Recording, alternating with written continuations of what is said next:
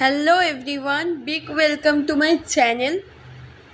তো এটা হচ্ছে আমার মিনি ব্লগ ডে 10। তো আমার আগের ভিডিওতে তোমরা সবাই দেখতেই পেয়েছো কি আমরা বিভীষণের রাজ্য অভিষেক যেখানে হয়েছিল সেই জায়গায় ঘুরে টাটা বাই বাই করে আমরা আমাদের নেক্সট ডেস্টিনেশনের উদ্দেশ্যে যাচ্ছিলাম। তো এই যে রাস্তাটা মানে এতটাই ভালো লাগছিল কি তোমরা নিজেরাই দেখো, দুপাশ দিয়ে সমুদ্র, মাঝখানে শুধু রাস্তা। তো আশা করি অনেকে তোমরা আন্দাজ করতেই পেরেছো আমরা কোথায় যাচ্ছি।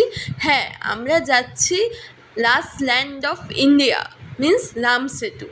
তো আমরা এই পৌঁছে গেছি। অটো যেখানে পার্কিং করার থাকে, অটো পার্কিং করার পর আমরা নেমে গেছি।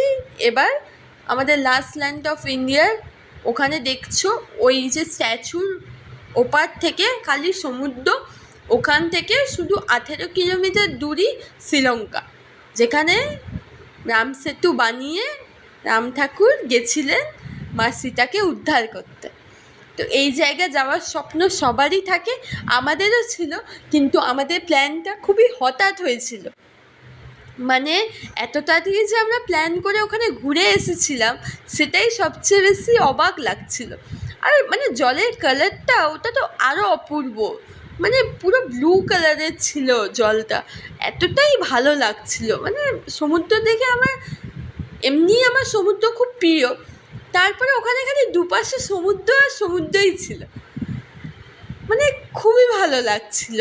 তোমরা যারা যারা যাওনি আমি এইটুকুনি বলবো, রামেশ্বরম অবশ্যই যাও, কিন্তু ঘুরে এসো। ভালো লাগলে অবশ্যই লাইক, শেয়ার অ্যান্ড সাবস্ক্রাইব করতে ভুলবে না।